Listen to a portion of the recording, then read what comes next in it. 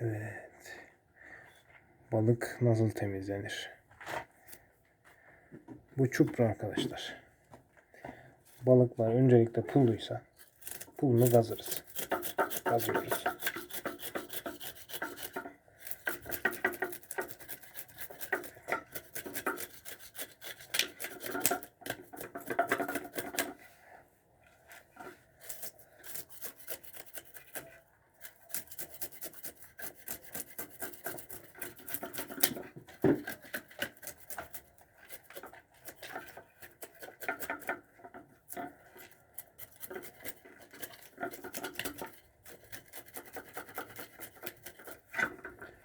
Bu şekilde hiç pul kalmayacak şekilde pulunu alıyoruz.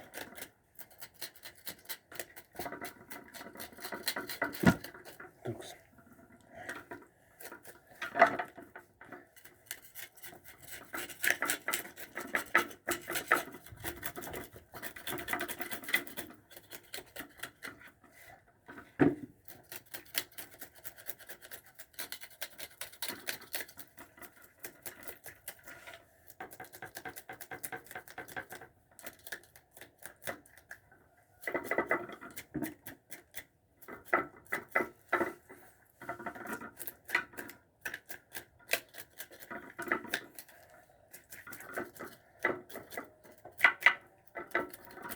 Pulunu tam temizledikten sonra ikinci aşama bütün balıklarda aynı şekilde burayı açıyoruz.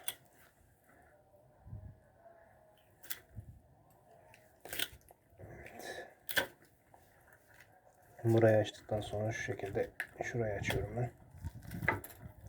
Daha sonra şu solungaçlarını şuradan alıp şuradan ayırıyoruz. Ve burayı komple bu şekilde alıyoruz. Temiz. Evet, sistem aynı şekilde. Bütün balıklarda bu şekilde temizliyoruz ve güzelce şurada kan kalmayacak şekilde temizleyeceğiz. Şurada kan vardır.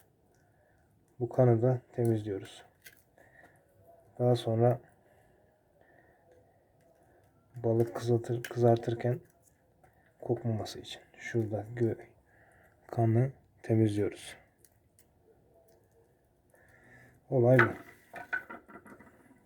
Balıkları burada arkadaşlar. Maşallah. Zıpkınla vurduk. Nasip.